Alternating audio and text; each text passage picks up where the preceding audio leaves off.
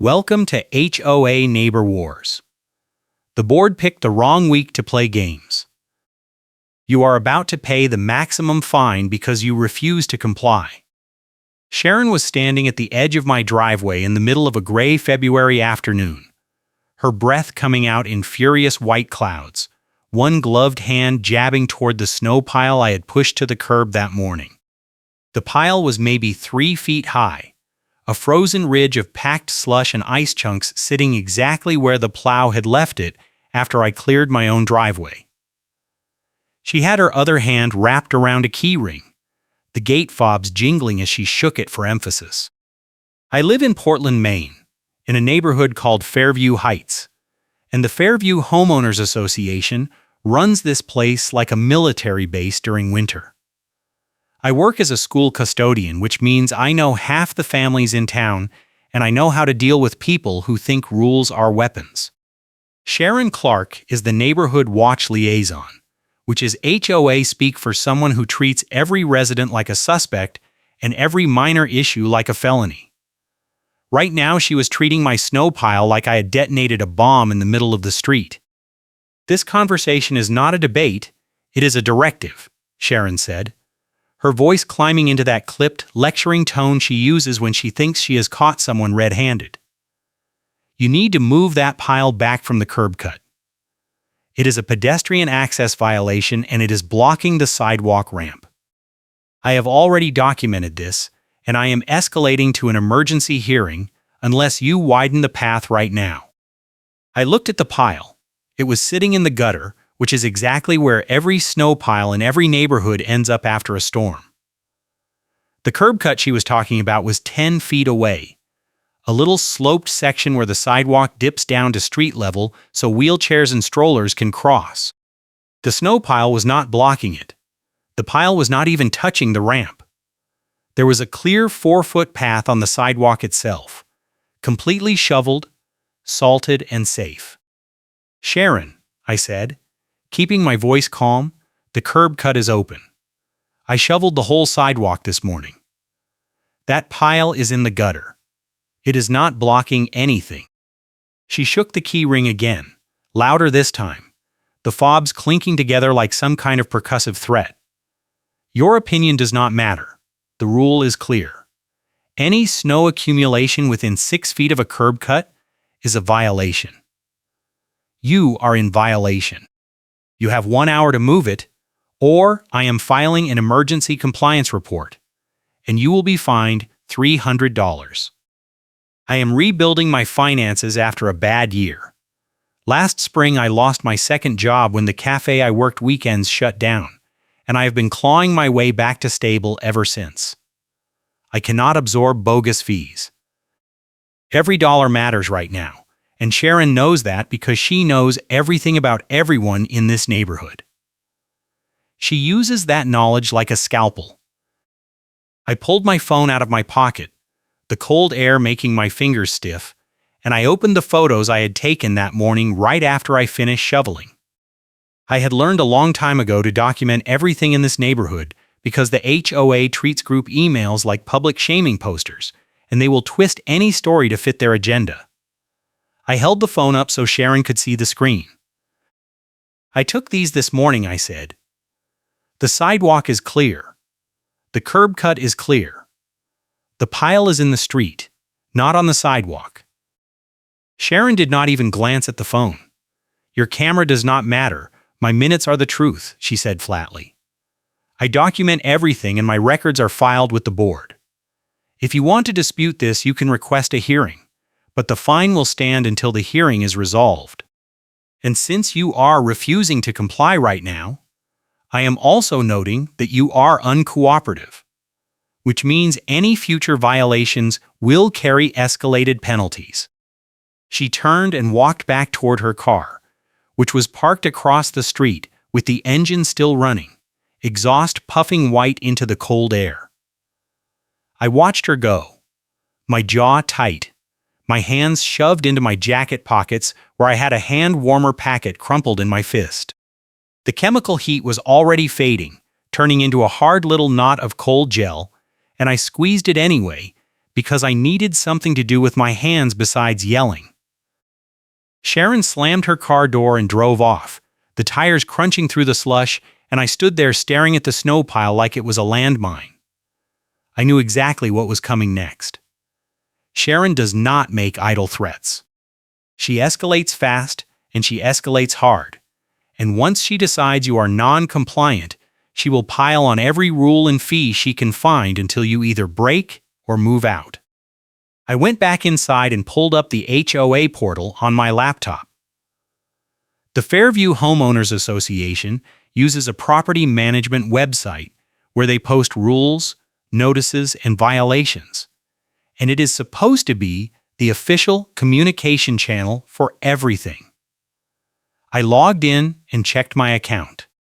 There was nothing. No violation notice. No email. No deadline. Sharon had just invented the whole thing on the spot, standing in my driveway, and now she was going to file it retroactively and claim I missed the deadline. I have a friend named Paul who works as a property manager for a different HOA in town, and he knows the procedure inside and out. I called him and explained what had just happened, and he did not even hesitate. "She cannot fine you without written notice," Paul said. The Maine HOA statute requires at least 7 days' notice before a fine, and they have to document the violation in writing with photos and a clear description. If she did not send you anything through the portal or by mail, the fine is not valid. "What if she files it now and backdates it?" I said. "Then you request the original file metadata and you prove she created it after the fact," Paul said. "But you need to act fast. Send an email to the board and the management company tonight, state that you received no notice, attach your photos, and formally request a copy of the winter maintenance policy. Make them produce the rule she is citing. If they cannot, the violation is baseless." I drafted the email while I was still on the phone with Paul, keeping it short and factual, and I attached the morning photos showing the clear curb cut and the pile in the gutter. I sent it to the board president, the property management company, and Sharon herself, and I CC'd my own personal email so I had a record of the timestamp.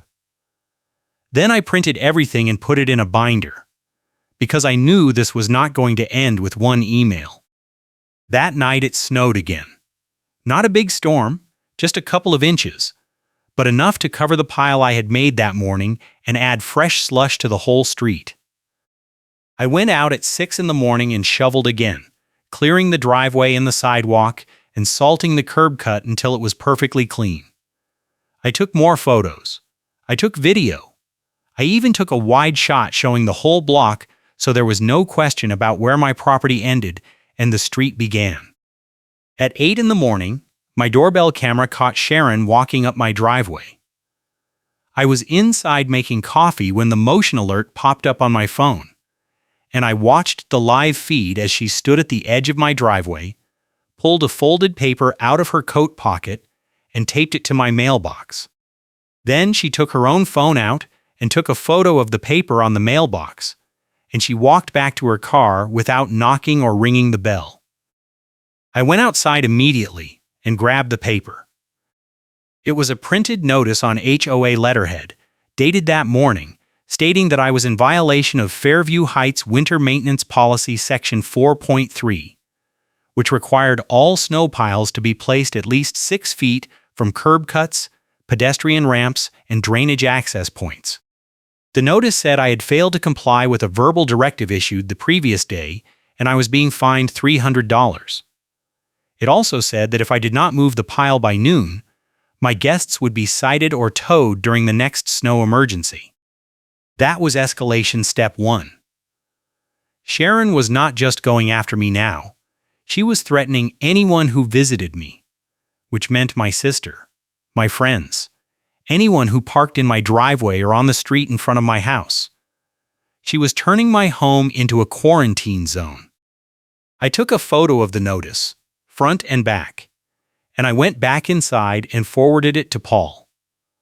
Then I replied to my email from the night before, attached the new notice, and asked the board and the management company to explain how a violation could be filed without the required 7-day notice period. I kept my tone polite and factual, but I made it clear that I was documenting everything. Paul called me back within an hour. He sounded frustrated, which was unusual for him because Paul does not get rattled easily. "They are using an emergency provision," Paul said. "If they claim there is an immediate safety hazard, they can skip the notice period and fine you on the spot. But they have to prove the hazard is real. A snow pile in the gutter is not a safety hazard unless it is blocking a fire hydrant or a storm drain. You need to get ahead of this before they escalate again." "How do I do that?" I said. "Request a hearing in writing," Paul said. "Demand that they produce the winter policy and the specific rule Sharon is citing. Demand that they explain the safety hazard. And bring your evidence to the hearing. Photos, timestamps, everything. If they edited the minutes or backdated the violation, you will catch them." I filed the hearing request that afternoon, and I paid the $300 fine under protest so they could not claim I was ignoring the penalty. The payment confirmation email said the hearing would be scheduled within 10 business days, which meant I had at least a week to prepare.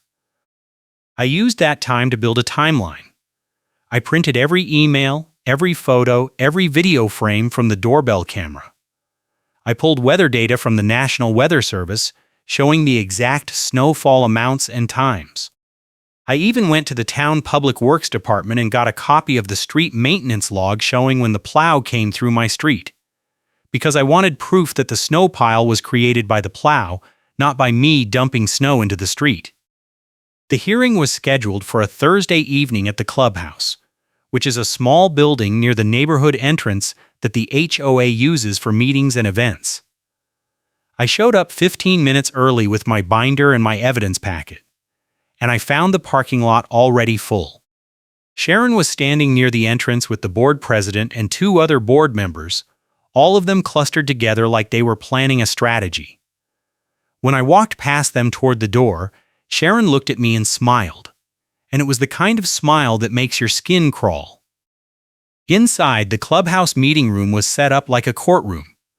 There was a long table at the front for the board, rows of folding chairs for residents, and a podium in the middle where I was supposed to stand and present my case. About 20 people were already seated, most of them neighbors I recognized, and they all turned to look at me when I walked in. I sat down in the front row and set my binder on my lap, and I waited. The board president called the meeting to order at 7, and he started by reading a prepared statement about the importance of winter safety and community responsibility. Then he turned the floor over to Sharon, who stood up and walked to the podium with a clipboard in her hand. "This is a compliance hearing for a resident who has repeatedly refused to follow the winter maintenance policy," Sharon said, her voice loud and formal. "On February 10th, I issued a verbal directive to remove a snow pile that was blocking a curb cut and creating a pedestrian hazard. The resident refused. On February 11th, I issued a written notice, and the resident still refused. On February 12th, the resident paid the fine but did not correct the violation.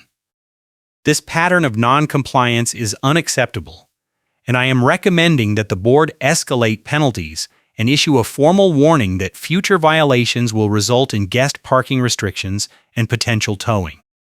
Sharon flipped through the pages on her clipboard, and I watched her carefully. She was not looking at me. She was looking at the board, and she was performing for them, not for the room. This was not a hearing. This was a show trial, and I was the defendant who was supposed to sit quietly and accept whatever they decided.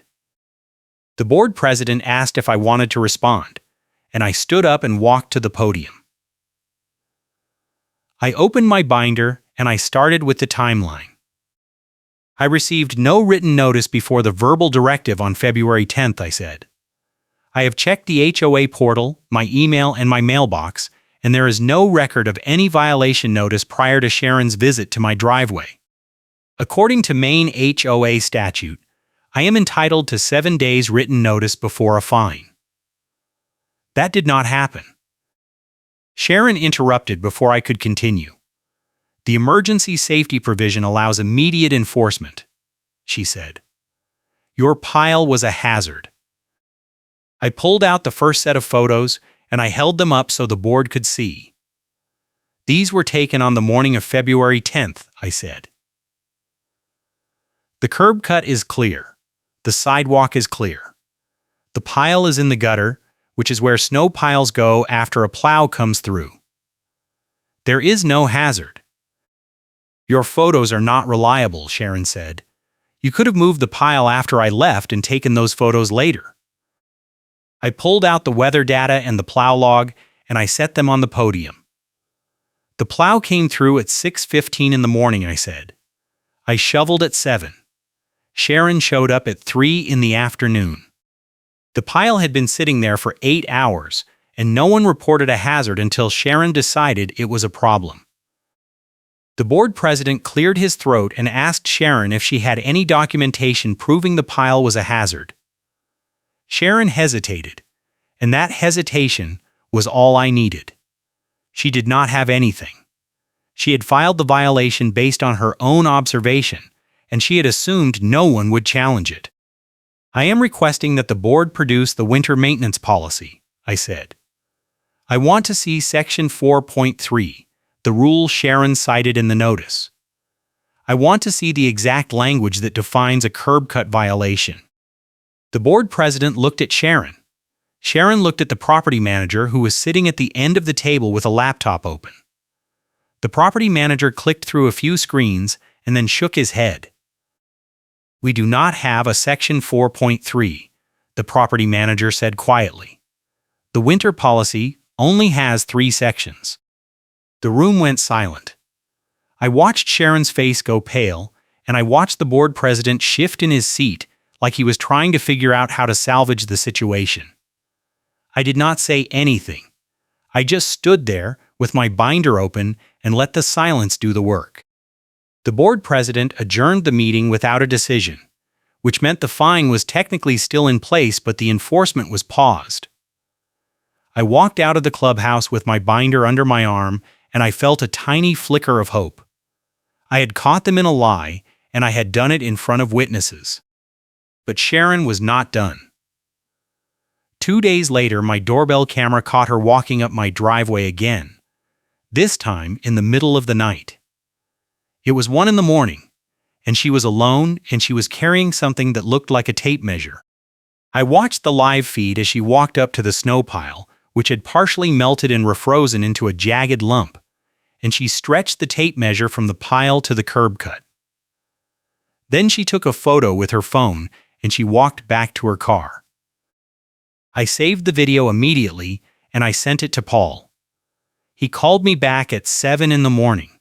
And he sounded angrier than I had ever heard him. She is manufacturing evidence, Paul said.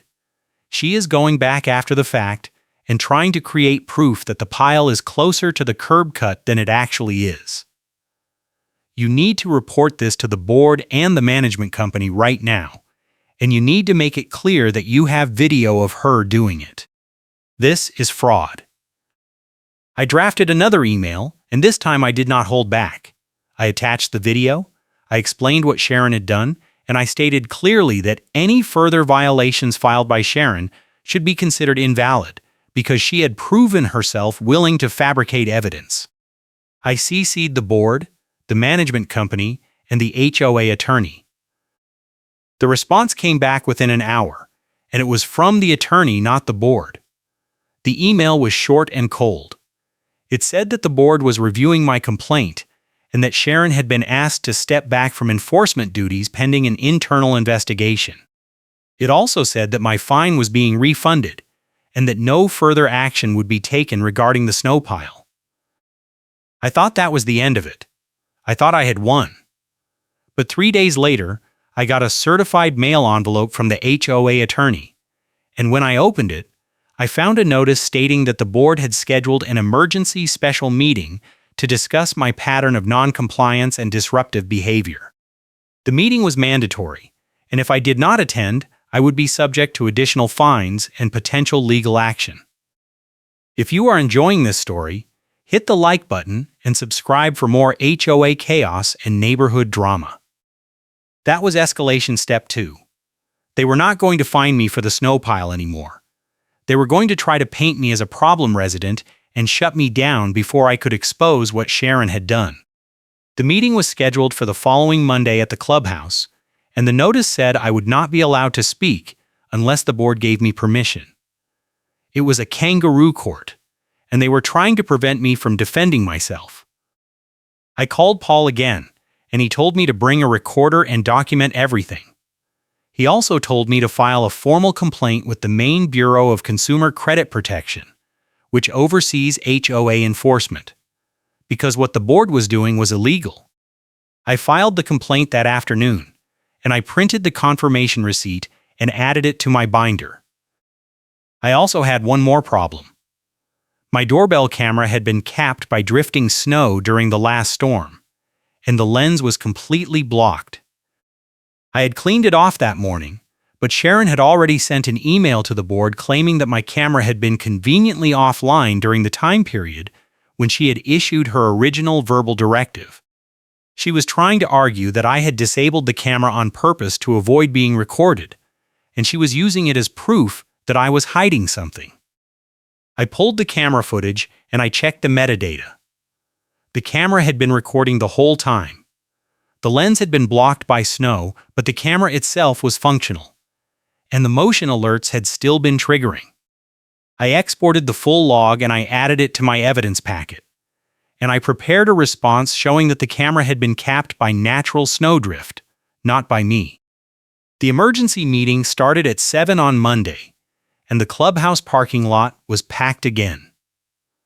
I walked in with my binder and my recorder, and I sat down in the front row.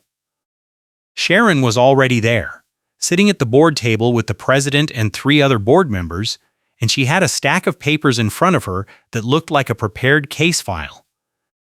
The board president called the meeting to order, and he started by reading a statement about resident conduct and community standards. We are here tonight to address a pattern of behavior that has disrupted the normal functioning of this association, the board president said. The resident in question has repeatedly challenged board decisions, filed frivolous complaints, and accused board members of misconduct.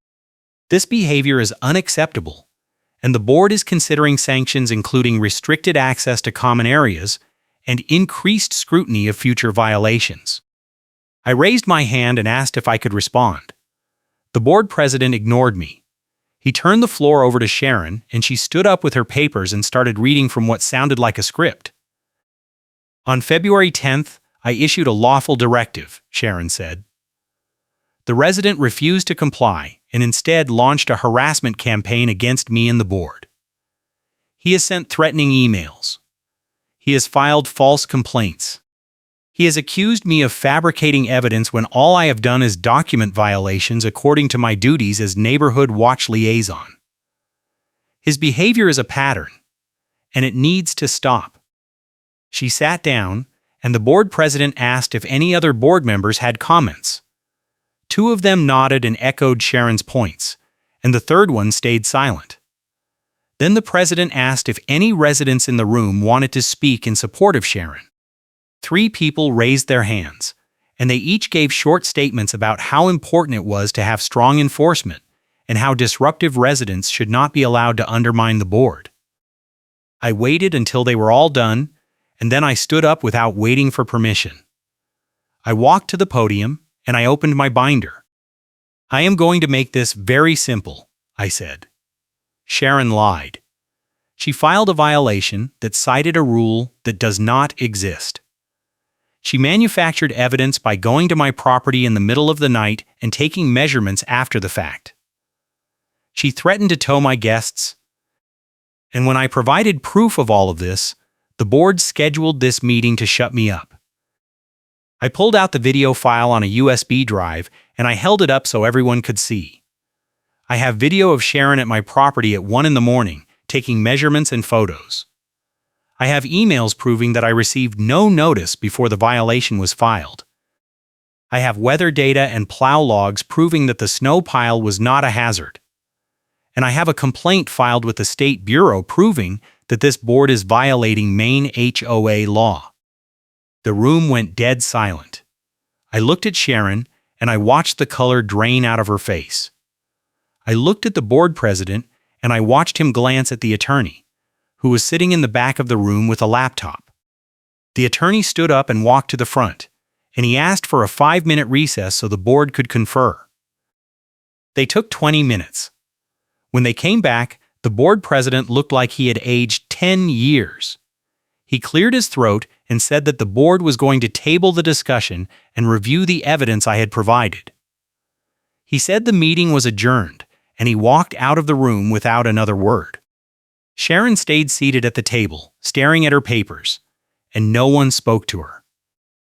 I left the clubhouse, and I went home, and I spent the rest of the night waiting for the next move. It came 2 days later in the form of an email from the HOA attorney. The email said that the board had reviewed my evidence and had determined that the violation filed on February 11th was not valid. The fine was being refunded in full. Sharon was being removed from her role as neighborhood watch liaison pending a full investigation. And the board was offering me a settlement that included a formal apology and a guarantee that no further enforcement actions would be taken without proper notice and documentation. I forwarded the email to Paul and he called me immediately. "Take the settlement," Paul said. "This is as good as it gets.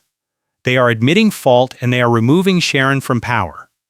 If you push for more, they will dig in and fight, and it will cost you time and money." I wanted to push for more. I wanted Sharon gone completely. I wanted the board replaced. But Paul was right.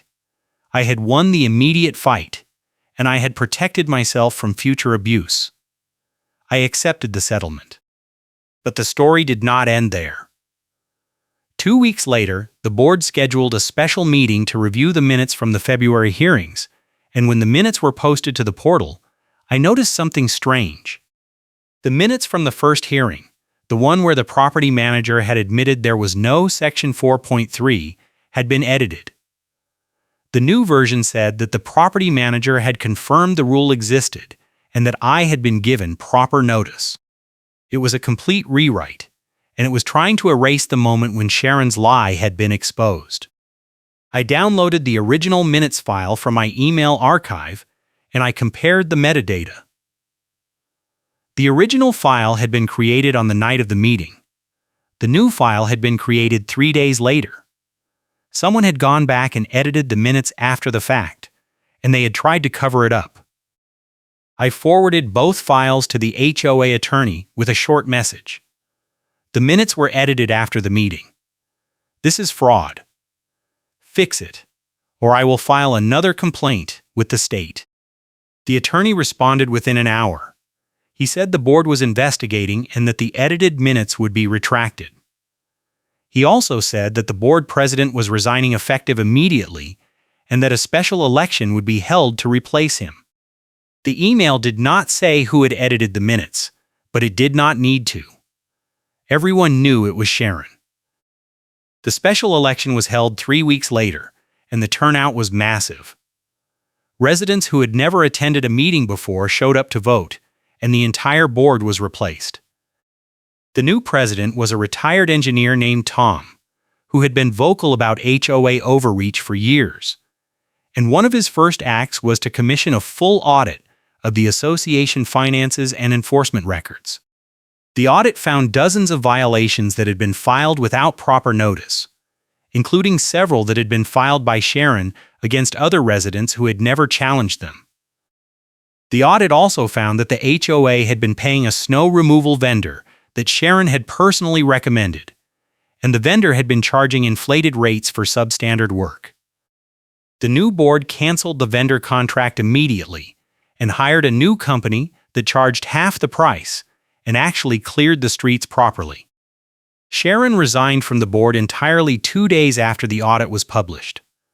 She did not send an email. She did not make a statement.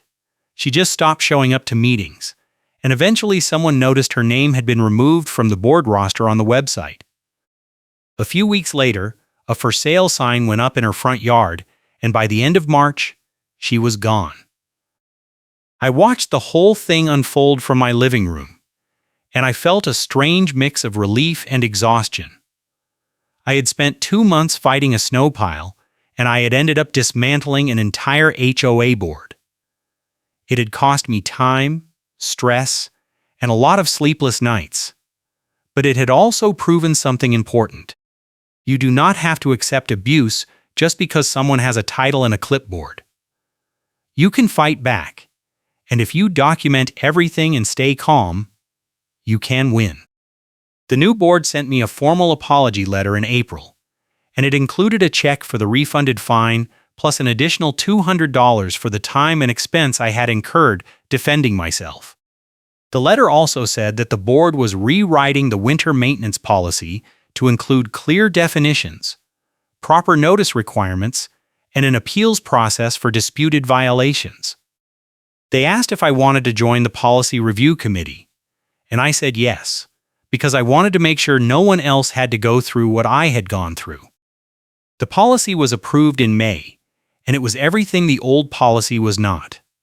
It was clear, fair, and enforceable. It required written notice with photos and specific rule citations. It required a 7-day waiting period before fines. It required board votes on all enforcement actions. And it included a clause stating that any board member found to be filing false violations would be immediately removed and banned from serving in the future. I still live in Fairview Heights, and I still shovel my driveway every winter. But now when I push the snow to the curb, I do not have to worry about Sharon showing up with a key ring and a clipboard. I do not have to document every square inch of my property to prove I am following the rules. I can just clear the snow, salt the sidewalk, and go back inside. Because the rules are fair now, and the people enforcing them are accountable. It took one snow pile to expose the corruption, and it took 2 months to rebuild the system, but it was worth it. Because now when my neighbors get a violation notice, they know they can challenge it, and they know they will get a fair hearing. And that is how it should be. More HOA chaos soon.